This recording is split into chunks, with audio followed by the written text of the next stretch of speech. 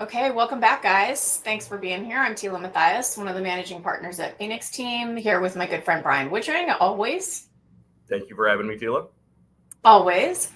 And we're doing part 8 of our Accessible AI series, where we are exploring how AI and generative AI can be used to fundamentally transform the way software development is done. And in this segment, we're going to be picking up where we left off.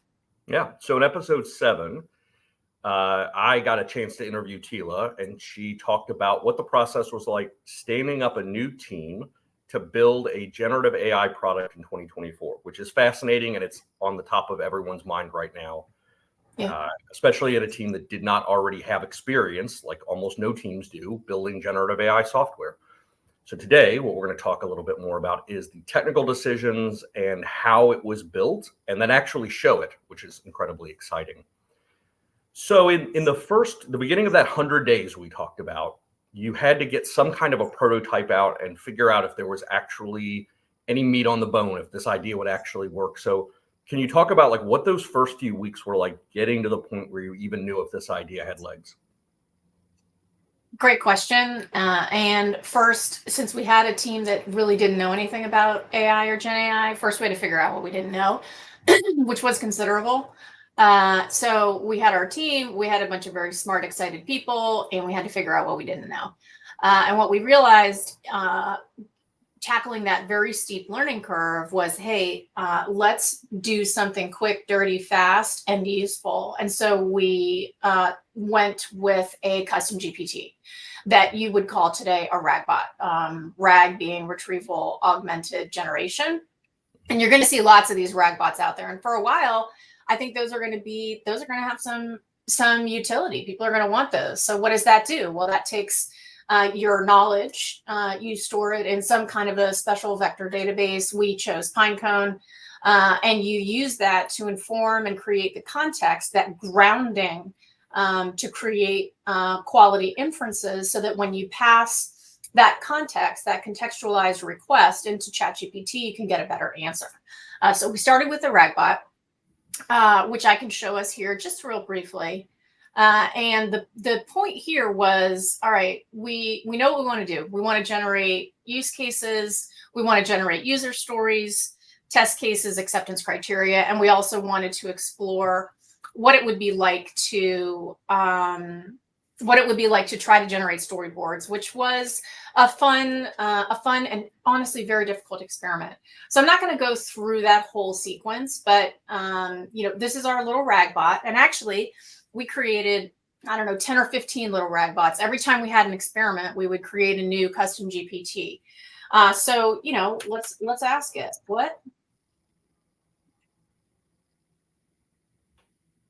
what can we do in this GPT?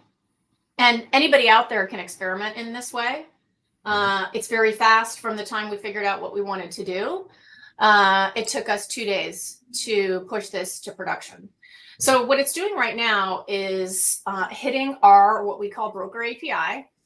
So Phoenix Burst wants to talk to our broker API. I'm going to say allow, and it's going to retrieve the available contexts that we have.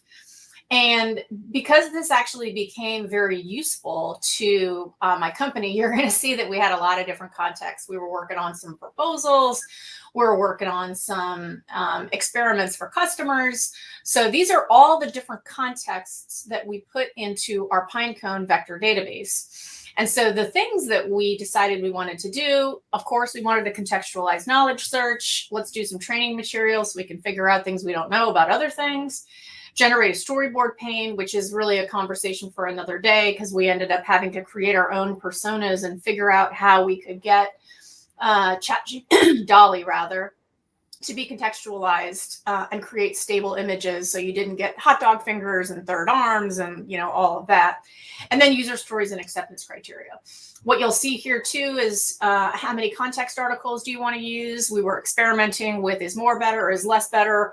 What's the magical number of context articles to put in? And so we had a lot of great learnings from our custom GPT. So when you say context, let's go a little bit deeper into that. You talk about context. These are, so the GPT, for example, is built on massive data sets of like everything on the internet, true and false. good and bad. But this is like curated documentation or information that you loaded in as sort of a layer on top of that, so that when you ask a question, it's looking at it in that context, right? Are these like articles or documents? Like what are the kinds of things you loaded into that? That's a great question. And so, we're principally in the mortgage space, although the product that we're building is really domain agnostic. So we put in here all sorts of things, cats, dogs, the kitchen sink, a whole bunch of different things, whether it was, for example, the Fannie Mae handbook or the CFPB examination guide. We threw in some context for Victims Compensation Fund because we were working on something there. And it was a whole bunch of things, PDFs, Word documents, anything we could get our hands on, we would throw in here. And that's really important because that concept exists today still in Burst, as does the process of vectorizing content using our broker API and generating that contextualized content. So there are things, even though our custom GPT was definitely an experiment, or rather our 10 to 15 custom GPTs, it really taught us a lot. And so when we're looking in terms of the architecture today in our Burst application, this guy here, the broker API, parts of our chunker, which ended up being super difficult, and our vector database, these parts survived and matured out of our custom GPT. So it all ended up being wildly useful and relevant, even if we threw away some work. So the chunker, the content generator, that's how you get that sort of curated content into your vector database. Is that just as easy as it sounds? Like you just take some PDFs you download, Fannie Mae, FHFA, throw it in there and it just works? Or does that turn out to actually be harder than that? Oh, that turns out to be so much harder. And it's funny because in my travels here, getting lots of feedback, I've run into other people who have also attempted to use a machine readable version of, for example, the Fannie Mae servicing guide. A couple of them gave up, a couple of them persevered. It isn't an extraordinarily difficult raw technical challenge, but to be able to handle all different flavors of documents, different hierarchies, no hierarchy at all, tables of contents, tables that are communicating information, it was a real pain in the butt. And we spent a lot of time trying to figure out, because if we can't get good chunks, and vectorize those chunks and pass that semantic context to the OpenAI API, we can't get good content back. And so what we discovered in this process, especially as we're so early in this technology, is that, garbage in, garbage out. The more you curate further upstream in what we're trying to do, which is generate high quality artifacts of software development, the better result you're going to get. Now, I think, especially if you look at some of the materials that are out there today, my hope is, certainly with 5.0, I'm hoping we'll have to do less of that. And I think if you listen to the most recent musings by Jensen Huang at his Stanford interview, in the not too distant future, we're going to see, a whole different level of ability to do long thinking, ability to be less transactional and more considerate, and hopefully better augmentation and less human curation will be required. But, time will tell.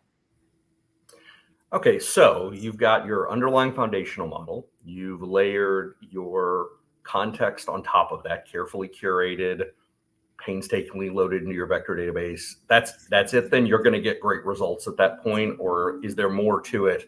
Because that's what this all comes down to, right? Is like for these types of tools or building a product here, the answers need to be right.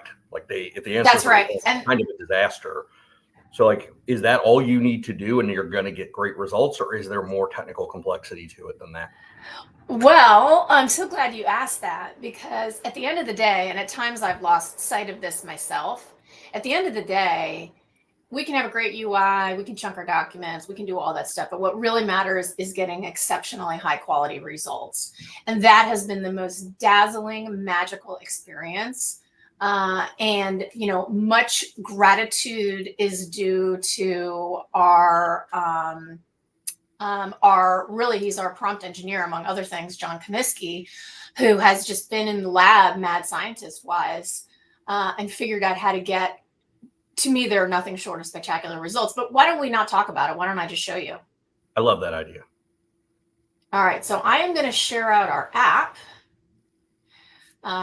which you'll see. And as a bonus, we're also going to get to see the UI too, which is another really important part of this. Because and I love our UI.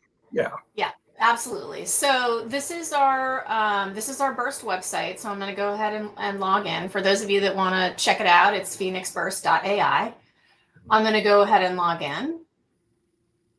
And I'm in my mortgage studio. So I mentioned we were domain agnostic, which we are, but we know mortgage really well. And one of the things everybody knows if you're working with ChatGPT is it hallucinates, and you have to be able to know, am I getting good? And the easiest way to know if I'm getting good is to do stuff I know. I've been doing mortgage tech for 25 years. So we talked about chunking, and we talked about kind of that multi-level of curation if you want to get truly spectacular results. So I'm going to go into one of our jobs. This is a job to curate content out of the Fannie Mae Servicing Guide. And I have a little chunk that I selected for us today. And what is on the left is that raw chunk that we derived. And we're still figuring this out. This is not, you know, the end state, but it's a good enough state. And one of the first things we do in our content generator is we identify the topics and subtopics that apply out of mortgage, because ultimately we're going to want to be able to group and work with our information. And so I can take a look at, all right, well, what does this apply to? In this case, it applies to loan boarding. And I can see that those things were correctly picked up. I can also see that it identified additional topics that weren't on our list, which, hey, thanks ChatGPT for helping us out. So we're going to pick out our subtopics. We're going to pick out our requirements. I love, these are just so great. What you'll notice on the right is our thumbs up, thumbs down. This is ultimately how we're going to provide that reinforcement learning. We want great quality inferences, then we need to do that reinforcement learning, and this is how we're doing it. And so if we thumbs down a requirement, if we thumbs down a subtopic, if we thumbs down, in this case, it's picking up, it's hallucinating random definitions. So, you know, nothing to see here, people. But we're still working on it, right? But when I thumbs up or thumbs down something, we're providing that reinforcement learning so that when I move to the next step, which is to actually curate requirements, I'm not going to use bad content on the way in. Now, you could skip this step. And what we've found, and I'll show you one now. So I'm going to go to a job that is actually in the curating state as opposed to being in the backlog state. So let's go ahead and take a look at some requirements. So I'm going to go Fannie Mae. I'm going to go default management. And in this case, no, actually, I want to go delinquency. So the more time you spend curating this, over time, it becomes more accurate, more relevant. That's right. You give it feedback about this requirement. Maybe it's accurate, but it's not actually relevant or interesting, or this is simply a mistake in how it mapped the requirements back to the actual, that raw chunk, that's what actually came out of the document that was loaded in, right? That's exactly in, and it's mapping it to these concepts, and it's not always going to get it right, but you can correct it and give it feedback along the way. That's exactly right. And ultimately, we want to get to a place where that chunk curation step is not required, because our prompt engineering is so good that we find that when we make that interim step available, that it's so good we don't need it anymore. So, and we have achieved that at times. So what I'm showing you here is with our latest prompt engineering results. And I got to tell you, the things that I've started to see are just nothing short of spectacular. So this has been through chunking. These chunks were not curated. They were just engineered through prompt engineering. Again, shout out to John Comiskey. We're in the topic within mortgage of delinquency management and the subtopic of early detection and monitoring. And I can see that there were 5 requirements extracted from this particular area. And so after we chunk, we look for unique requirements. We find our unique requirements, and then let's take a look. So these are the 3 user stories that were identified out of this requirement. These are the acceptance criteria. In this case, there are 5 of them generated out of this 1 user story. These are the test cases. And I want to pause here, Brian, because for a while, these were nothing to sneeze at, but, you know, I'm just not going to lie, they weren't awesome. And at times they were terrible. If you take a moment to read these, they are awesome. They are things that our own value engineers at Phoenix team likely would miss, certainly on first blush. And in the case of this subtopic, there are dozens and dozens and dozens of these. So imagine the time saving that you can see here. So I don't know about you, but this to me is the magic of Gen AI. And everything that we've done was to get to this first step on our journey and see the glorious magical results. Okay, so this was all generated by Phoenix Burst. This was not even though there was curation going on with the document. There was no curation. This wasn't even curated. This was literally wasn't curated through prompt engineering directly into these user stories, these acceptance criteria. So, years of building software. This is the dream, to have test cases like this. It's the dream. The test cases. Every single user story has these test cases that presumably you could then use to build automated tests, things like that. But being real, almost nobody does this, right? Because if you look at this is an enormous, if a human were having to actually do all of this is an enormous amount of work to write these dozens and dozens of test cases and to just sit and think about all the different ways something can go wrong. But it's got positive test cases, negative test cases. That's kind of amazing. And I mean, look at these ones too. I can export for reporting. Good thought. Stored securely, access is restricted. Love it. Data retention. Come on now. What business analyst today, and I adore my business analysts, is thinking about data retention, right? It's an afterthought, or maybe it's in there as but when you're building software, nobody really got time to think about that. Nobody's loading all of these different things in. You just kind of know one day you're going to have to worry about it. Right? That's pretty amazing. And it's pretty amazing. While we're in here, we may as well take one more quick look. So this one is borrower outreach, minimum number of attempts. I haven't even looked at some of these. Let's go and take a look. Vary the days of the weeks and times to achieve adequate outreach. Okay. I mean, they're just incredible. They're just incredible. Yeah. Track and document attempts. Maintain a history of all contact attempts. It continues to amaze me. Now, are they perfect? No. And do we still need to curate these? Absolutely, because we need to ensure that the intent and the regulatory aspect of this hasn't been lost. So we're not done. This is just a step along the way. But I've been amazed at what is possible. And I wish that I had this years ago. I mean, look, realistically, you're going to have to keep a human in the loop here. But if that human is starting with this instead of a blank canvas, that's an unbelievable amount of acceleration. Well, I know we're running up on time here. I think the next thing we're going to talk about in our next couple episodes, we kind of tease those a little bit. I think we're going to have some of the folks that were involved in building this on an episode, which would be really interesting to get their perspective on what it was like. Once again, as you said, no one involved in this had ever built a single thing using generative AI 3 months ago. And now you have this, which is kind of remarkable. And then I think we're going to actually talk about how it's going to get used, because what's really exciting is you're about to bring this to real production with real users soon. That's right. You're taking it to production. It's all fun and games until somebody has to use it. So yeah, then our next step before we wrap here is we need enough of the base product available to truly add value to 2 of our current teams.